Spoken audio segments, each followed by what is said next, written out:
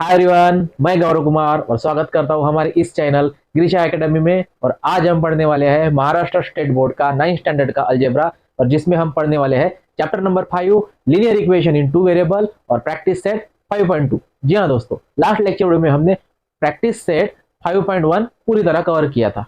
आज हम इस लेक्चर वीडियो में प्रैक्टिस सेट 5.2 कवर करेंगे। तो चलिए दोस्तों, बिना किसी देरी के स्टार्ट करते हैं प्रैक्टिस सेट 2 का पहला एग्जाम्पल, जो है in an envelope there are some 5 rupees and some 10 rupees notes।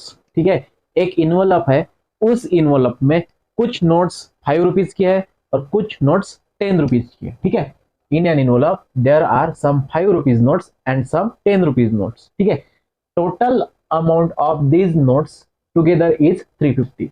मतलब एक इन्वेलप है बच्चों, एक इन्वेलप है। ठीक है, एक इन्वेलप है, उस इन्वेलप में कुछ नोट्स, सम नोट्स 5 रुपीज के हैं एंड कुछ नोट्स 10 रुपीज की है। ठीक है, सम नोट्स 10 रुपीज की।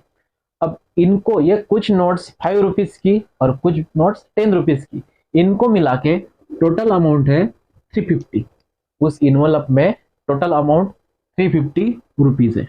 ठीक है, तो सबसे पहले हम यहाँ पे लिखेंगे कि यहाँ पे कुछ नोट्स, अब यहाँ पे 5 रुपीज की कितनी नोट्स है ये यहाँ पे दिया नहीं है। ठीक है, उनका ये कहना है कि कुछ नोट्स 5 के है, सम अमाउंट ऑफ रुपीज, या फिर some amount of notes of 5 rupees. ठीक है, तो हम क्या करेंगे, 5 रुपीज, यहाँ पे कुछ नोट्स 5 रुपीज की है, तो हम कुछ नोट जो है, हमको पता नहीं है कि 5 रुपीज की नोट्स कितनी है। ठीक है, तो हम उसे कंसिडर करेंगे एक्स से। ठीक है, उसी तरह 10 रुपीज के नोट्स, नंबर ऑफ नोट्स कितने हैं ये हमको पता नहीं है, तो हम उसे डिनोट करेंगे वाई से। ठीक है, अब x number of notes 5 rupees की रहती है।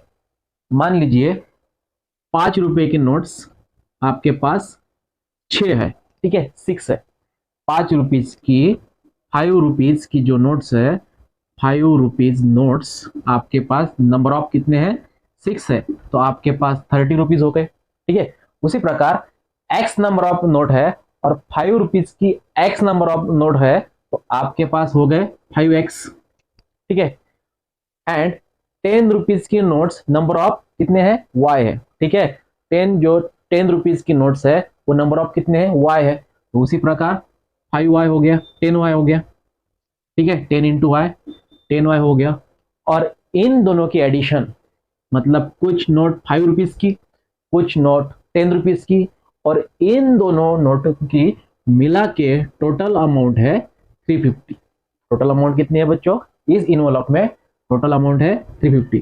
तो ये बन गया आपका linear equation in two variable. It is, यहाँ पे हम इसे नाम दे देंगे इक्वेशन नंबर 1। ठीक है, तो मैं यहाँ पे लिखूंगा, मैं इसे इरेज करा के मैं यहाँ पे लिखूंगा,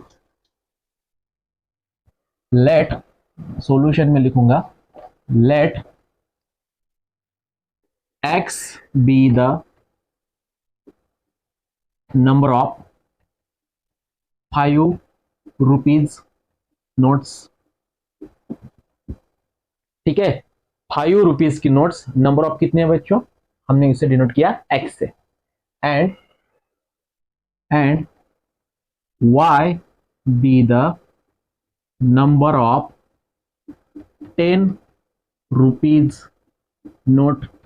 ठीक है, जो 10 रुपए के नोट्स है वो नंबर ऑफ कितने हैं, y है। ठीक है, नंबर ऑफ कितने नोट्स है, y है। तो according to first condition, according to first condition, आपको ये जो फर्स्ट कंडीशन दी हुई है यहाँ पे, तो टोटल अमाउंट इज 350 रुपीज। तो ये हो गया आपकी first condition. According to first condition, अब x number of notes 5 rupees की, x नंबर ऑफ नोट्स, तो ये बन जाएगा आपका 5x। 10 रुपीज की y number of notes, that is, ये हो गया आपका 10y, और दोनों की एडिशन मिला के ये हो गया 350। दोनों की एडिशन कितनी है, 350, और इसे हम नाम दे देंगे इक्वेशन नंबर 1। ठीक है, ये हो गई आपकी first condition, that is equation number 1। अब अकॉर्डिंग टू सेकंड कंडीशन, अब यहां से आपकी स्टार्ट हो गई सेकंड कंडीशन। मैं यहां पे लिखूंगा अकॉर्डिंग टू सेकंड कंडीशन। ठीक है, अकॉर्डिंग टू सेकंड कंडीशन। अब सेकंड कंडीशन देखिए, सेकंड कंडीशन ये है कि the number of 5 rupees notes are less by 10 than twice, twice means double, than twice the number of 10 rupees notes. मतलब जितने भी 5 रुपीज नोट्स है, जितने भी 5 रुपीज नोट्स है वो 10 से लेस है, मतलब 10 से कम है, then twice the number of 10 rupees notes. मतलब 10 रुपए की जितने भी नोट्स है उसकी कर दिए उन्होंने डबल, ट्वाइस। वो किसके बराबर है? वो बराबर है कि 5 rupees notes are less by 10। ठीक है, तो हम सेकंड कंडीशन में लिखेंगे, देखिए the number of 5 rupees notes, number of 5 rupees notes कितनी है? नंबर ऑफ 5 रुपीज नोट्स कितने अपने पास? एक्स है। नंबर ऑफ 5 रुपीज नोट्स मैं यहाँ पे लिखता हूँ एक्स, ये नंबर ऑफ 5 रुपीज नोट, जैसा कि हमने यहाँ पे लिखा कि X be the number of 5 rupees notes, तो X be the number of 5 rupees note, इसका मीनिंग ये होता है कि नंबर ऑफ 5 रुपीज नोट्स कितना है? एक्स है। जितने भी नंबर ऑफ 5 रुपीज नोट्स है, are, are means is equal to का साइन, ठीक है, आर मीन्स इज, लिखेंगे इज इक्वल टू का साइन, ठीक है, आर कहिए या फिर इज कहिए, लेस बाय 10। अब लेस बोले तो सब्ट्रैक्शन, लेस बाय 10, 10 से क्या है? कम है, less by 10 than twice the number of 10 rupees note. मतलब जितने भी 10 रुपीज नोट्स है, मतलब यहाँ पे 10 रुपीज की नोट्स कितने बच्चों? वाई है। जितने भी 10 रुपीज की नोट है दैट इज वाई, वो वाई है ट्वाइस, दैट इज 2y, और वो क्या है? 10 से लेस है, मतलब यहाँ पे हम लिखेंगे -10। ये हो गई आपकी सेकंड कंडीशन। जितने भी 5 रुपीज की नोट्स है, जितने भी 5 रुपीज की नोट्स है वो बराबर है किसके? डबल किया हमने 10 रुपीज की जितने भी नोट्स है उसके किया हमने ट्वाइस, और वो 10 से क्या है? कम है। तो हम इसे लिखेंगे दैट इज, ये हो गया x एज इट इज, ये +2y है, हम इज इक्वल टू के साइड में चले लिख लेंगे, तो यहाँ पे हम लिखेंगे -2y is equal to -10 as it is, equation number 2। अब आपके पास इक्वेशन 1 है, इक्वेशन 2 है, और हम यहाँ पे इक्वेशन 1 एंड इक्वेशन 2 को सॉल्व करेंगे। तो सॉल्व करने के लिए हमारा तरीका यह है कि कोएफिशिएंट ऑफ x जो रहता है या फिर कोएफिशिएंट ऑफ y, यहाँ पे दो वेरिएबल है x एंड y, दो में से कोई भी एक वेरिएबल का कोएफिशिएंट आपको सेम चाहिए, ठीक है।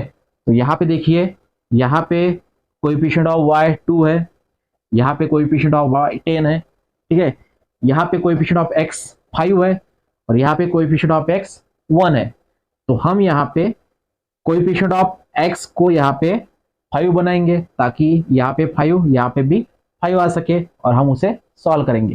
तो यहाँ पे 5 आने के लिए इक्वेशन 2 को मैं मल्टीप्लाई करूंगा 5 से, तो मैं यहाँ पे लिखूंगा मल्टीप्लाई इक्वेशन 2 बाय 5, ठीक है। इक्वेशन 2 को मैं 5 से मल्टीप्लाई करूंगा, तो 5 into x that is 5x, 5 into -2y that is -10y, and 5 into -10 that is, ये आएगा आपका -50, और इसे नाम दे देंगे हम इक्वेशन नंबर 3। अब आप इक्वेशन 1 एंड इक्वेशन 3 को अगर कंपेयर करते हो तो आपके पास कोएफिशिएंट ऑफ x 5 है, और यहाँ पे भी कोएफिशिएंट ऑफ x 5 है, ठीक है। अब 5 रहने के बाद ये भी प्लस में है और ये भी प्लस में है। अगर दोनों भी साइन सेम रहते हैं तो आपको करनी होगी सब्ट्रैक्शन, और दोनों भी साइन अगर डिफरेंट रहते हैं, मतलब एक प्लस और एक माइनस, तो आपको करनी पड़ेगी एडिशन। तो यहाँ पे दोनों भी साइन प्लस प्लस है, तो हम यहाँ पे सब्ट्रैक्शन करेंगे इक्वेशन 1 एंड इक्वेशन 3 का। मैं यहाँ पे लिखता हूँ सब्ट्रैक्ट इक्वेशन 3 फ्रॉम 1, ठीक है। इक्वेशन 3 को सब्ट्रैक्ट कर लेंगे इक्वेशन 1 से, तो इक्वेशन 1 है आपका that is 5x plus 10y is equal to 350, ठीक है। 5x plus 10y is equal to 350, and equation 3 है आपका 5x minus 10y is equal to -50। Subtraction करने के लिए यहाँ पे ये प्लस है तो ये हो गया माइनस, माइनस का हो गया प्लस, और यहाँ पे भी माइनस का हो गया प्लस। तो plus 5y minus 5y cancel, यहाँ पे 10y plus 10y that is 20y, और यहाँ पे भी 350 प्लस 50 दैट इज 400। ठीक है, और यहाँ पे ये जो y as it is, y is equal to 400 divided by ये 20 that is y is equal to, आपको मिलेगा that is 0 0 cancel, 40 divided by 2 that is 20, y is equal to 20। आपको एक वेरिएबल की value that is y is equal to 20 मिल चुका है। तो आपके पास यहाँ पे 3 इक्वेशन है, इक्वेशन 1 2 एंड 3। 3 इक्वेशन में से कोई भी एक इक्वेशन में y की वैल्यू सब्स्टिट्यूट कीजिए। मैं यहाँ पे लिखता हूँ put y is equal to 20 in equation 1। तो अगर मैं y is equal to 20 in equation 1 में सब्स्टिट्यूट करता हूँ तो आपको लिखना होगा that is 5x plus 10 into Y that is y की वैल्यू 20 इज इक्वल टू 350। ठीक है, that is 5 plus 200 is equal to 350। ठीक है, 10 20 दा 200, again 5x is equal to 350 minus 200, ये जो प्लस 200 है हमको वो साइड में ट्रांसफर करा दिया तो आपको माइनस 200 लिखना होगा। दैट इज मैं यहाँ पे लिखता हूँ 5x is equal to 350 minus 200 that is 150 and x is equal to 150 upon 5, x is equal to 30, x is equal to 30, मतलब आपको y is equal to 20 and x is equal to 30, मतलब जितने भी 5 रुपीज की notes है वो है x and x की वैल्यू 30, मतलब यहाँ पे 5 रुपीज की नोट्स 30 है एंड 10 रुपीज की नोट कितने बच्चों 20 है। ठीक है, तो आपको ये पूछा गया है then find the number of 5 rupees and 10 rupees note. तो आपको लिखना होगा there are 30 number of 5 rupees notes and 20 number of 10 rupees note. अगर 30 नोट्स है 5 रुपीज के, 30 रुपीज है 30 नोट्स है 5 रुपीज की एंड 20 नोट्स है 10 रुपए की, तो 35 जा 150 प्लस 20 10 जा 200, तो इनकी कुल मिला के 350 वैल्यू, मतलब 350 रुपीज उस इन्वॉल्व में इन्वॉल्व है। ठीक है, तो इसी तरह बच्चों ये था आपका एग्जांपल नंबर 1। चलिए देखते हैं नेक्स्ट एग्जांपल जो है denominator of a fraction is 1 less than twice its numerator if 1 is added to numerator and denominator, the ratio of numerator to denominator is 3:5, find the fraction। देखिए यहाँ पे आपको numerator and denominator that is fraction आपको find करना है। ठीक है, तो सबसे पहले न्यूमरेटर एंड डिनोमिनेटर, न्यूमरेटर को हम डिनोट करेंगे x से एंड डिनोमिनेटर को डिनोट करेंगे y से। मैं यहाँ पे लिखता हूँ late x be the numerator, x be the numerator and y be the denominator। ठीक है, x be the numerator and y be the denominator। Denominator means जो ऊपर का रहता है, for example x upon y, तो ये हो गया न्यूमरेटर एंड ये हो गया डिनोमिनेटर। तो आपको फ्रैक्शन, इसे कहते हैं फ्रैक्शन, मतलब आपको x अपॉन y की वैल्यू फाइंड करनी है। तो मैं यहाँ पे लिखता हूँ therefore fraction be x upon y। ठीक है, x अपॉन y आपको यहाँ पे फाइंड करना है। ठीक है, आपको फाइंड फ्रैक्शन, इसे कहते हैं फ्रैक्शन, तो आपको x अपॉन y फाइंड करना है। अब कंडीशन देखिए बच्चों, कंडीशन ये है the denominator of a fraction. ठीक है, denominator of a fraction, denominator of a fraction, denominator को हमने डिनोट किया है y से, तो मैं यहाँ पे लिखता हूँ the denominator means y, denominator of a fraction is यानी इक्वल टू का साइन, हमेशा ध्यान में रखिए, इज अगर वर्ड आता है तो आपको इज इक्वल टू का साइन लिखना होगा। Denominator that is y of a fraction is यानी equal is 1 less than twice its numerator. Numerator को डिनोट किया है हमने x से, तो ट्वाइस न्यूमरेटर मीन्स 2x और वो जो है ये जो डिनोमिनेटर है, ये डिनोमिनेटर न्यूमरेटर के डबल और 1 से क्या है, लेस है। लेस देन 1 मीन्स आपको -1 वहां पे लिखना होगा। The denominator of a fraction is, यानी इज इक्वल टू का sign, is less than twice its numerator, मतलब न्यूमरेटर को हमने x से डिनोट किया, ट्वाइस मीन्स 2x, और वो क्या है, 1 से कम है। मैं यहां पे लिखता हूं according to first condition, according to first condition, ये हो गया आपकी फर्स्ट कंडीशन। अब इस कंडीशन को हम linear equation in two variable का जो जनरल फॉर्म है ax plus by plus c is equal to 0, उसके फॉर्म में लिखेंगे। तो 2x यहाँ पे प्लस है, हम इज इक्वल टू की ये साइड में लाएंगे, तो ये हो गया -2x, ये plus y as it is equal to -1। ठीक है, ये हो गया आपका इक्वेशन नंबर 1। या फिर आप इसे इक्वेशन न लिखते हुए, ये जो 2x है ये निगेटिव है, इसे अगर आप पॉजिटिव लिखते हो दैट इज 2x लिखते हो, तो बाकी के जो है उसके साइन चेंज करने होंगे। ये प्लस y है तो हम इसे -y लिखेंगे, और ये -y है तो इसे प्लस b लिख सकते हैं। ठीक है, तो आप इसे एक तो इसे इक्वेशन 1 दे सकते हैं, या फिर इसे इक्वेशन 1 दीजिए। ठीक है, दोनों भी बात सेम है। अब ये हो गया आपका इक्वेशन नंबर 1। अब सेकंड इक्वेशन लाने के लिए आपको सेकंड कंडीशन देखनी होगी। मैं यहाँ पे लिखता हूं अकॉर्डिंग टू सेकंड कंडीशन। अब सेकंड कंडीशन देखिए क्या है। सेकंड कंडीशन ये है कि if 1 is added to numerator and denominator. ठीक है, मतलब ये हो गया आपका न्यूमरेटर, ये हो गया आपका डिनोमिनेटर, दोनों में भी अगर हमने न्यूमरेटर एंड डिनोमिनेटर दोनों को भी हमने 1 ऐड कर दिया, दैट इज न्यूमरेटर को भी एक 1 दे दिया और डिनोमिनेटर को भी हमने एक 1 ऐड कर दिया। ठीक है, if 1 is added to numerator and denominator, the ratio of numerator and denominator is 3:5। मतलब अगर आपने न्यूमरेटर एंड डिनोमिनेटर दोनों को भी एक +1 दे दिया, तो आपको जो रेशो मिलेगा वो मिलेगा 3:5, दैट इज 3/5। ठीक है, अगर आपने न्यूमरेटर एंड डिनोमिनेटर में दोनों में भी अगर 1 मिलाया, एक ऐड किया, 1 ऐड किया, तो आपको जो रेशो मिलेगा वो रेशो मिलना है 3/5। तो ये हो गई आपकी सेकंड कंडीशन। अब इस सेकंड कंडीशन को हम linear equation in two variable के फॉर्म में लिखेंगे।